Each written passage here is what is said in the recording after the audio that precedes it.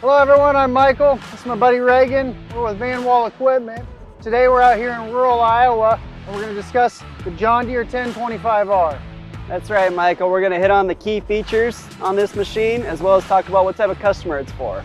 Sounds good. So let's check it out.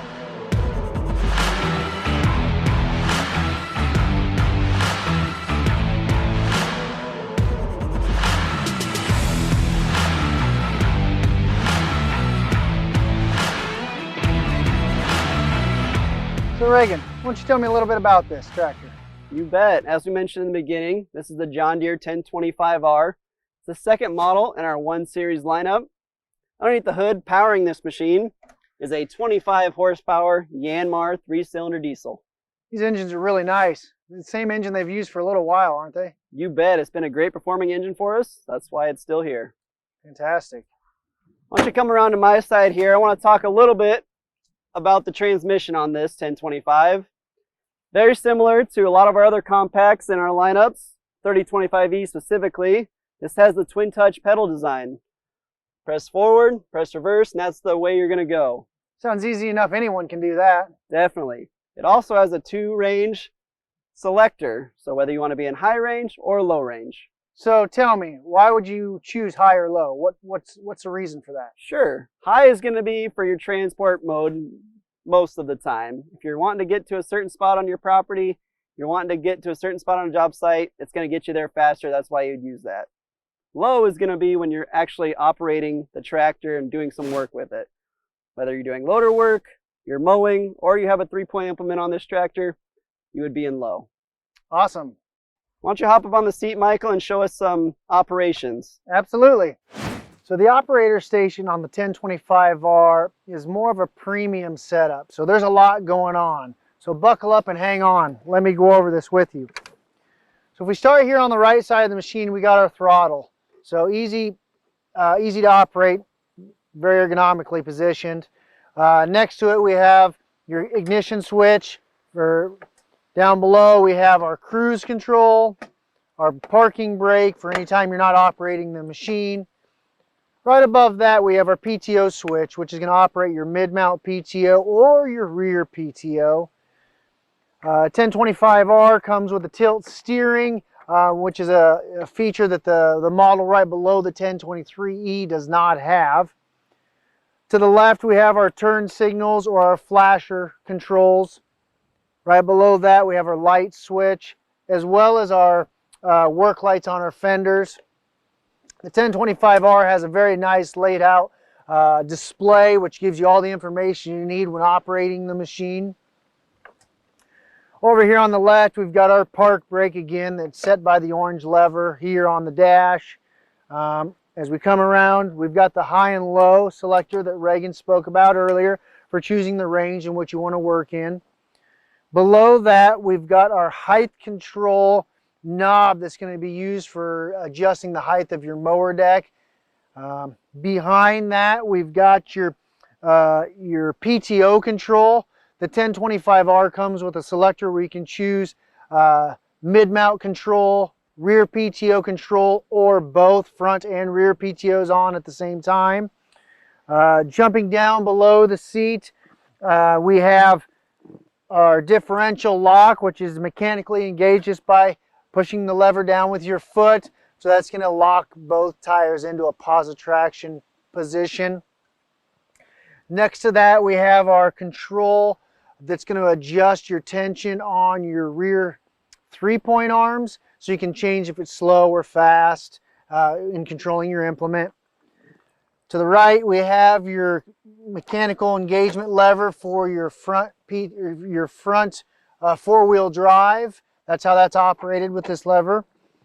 Also underneath the seat, we have the lever here for the slide position of your seat. The 1025R is really set up for comfort. To the right, we have our lever here, which is going to control our 3-point lift arms. So whenever you're running an implement in the back, it's controlled with your lever right here. Up over top of me, we got a nice heavy duty ROPS or rollover protection system. It is adjustable. It can be folded down as well. Back to the left, we've got our fuel tank. I believe the 1025R is somewhere around 7 gallons of diesel that it's going to hold. So it's got a nice sized tank to get your work done. And last is probably this loader lever here, which Reagan will cover more in depth here shortly. On the front of this 1025R is the 120R loader. There's two different types of loaders that are available for the 1025, D120 loader and the 120R. Difference between them, 120R has a quick park system and it's very easy to take on and off. D120 can still be taken on and off, just takes a few more steps. On the 120R, we have the quick park system. In another video, we do have how you take off the loader and the mower deck to show you that. But to save time today, we're just going to discuss the steps. There's clamps here that would be able to be taken off. From there, there's a parking system that will come down, unhook your hydraulics, and you back out. Very simple, and I highly encourage you to check out our video on taking off the loader and mower deck.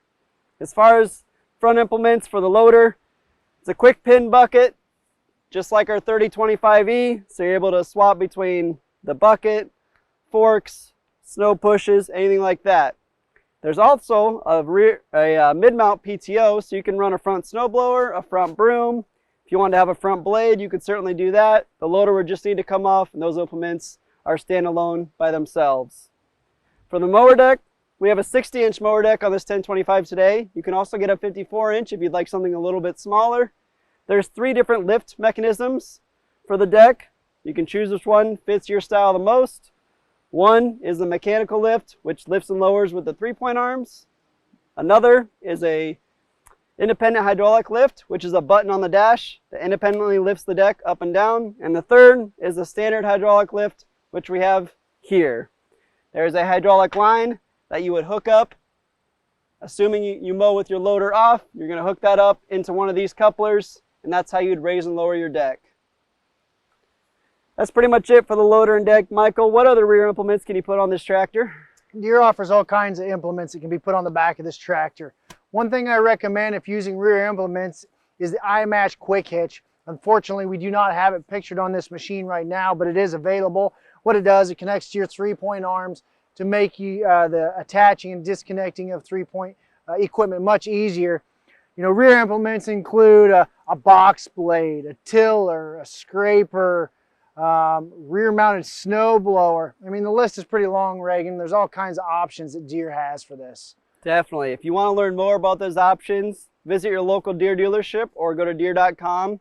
Frontier makes a ton of implements as well that we use, so you can definitely check those out. So there you have it. Today we went over the features, the controls, the attachments of the 1025R. But the one thing we haven't answered yet, Reagan, is who's this machine for? It's a great question, and ultimately I think this machine is for the small acreage owner. Somebody who wants to get all their jobs done with one machine. They can move snow, they can mow, they can do any landscaping around their house. If they have a garden, they can get a tiller. Kind of the whole package right there. Yeah. So if you want to know more about this machine or others like it, visit us at vanwall.com, or feel free to stop by one of our Van Wall locations and visit with any of our knowledgeable salespeople. For sure. And if you want to check us out on social media, just search Van Wall Equipment and our pages will pop up. Also, leave us a comment on the video. Let us know how we did and what you thought. Thanks for watching. Thank you.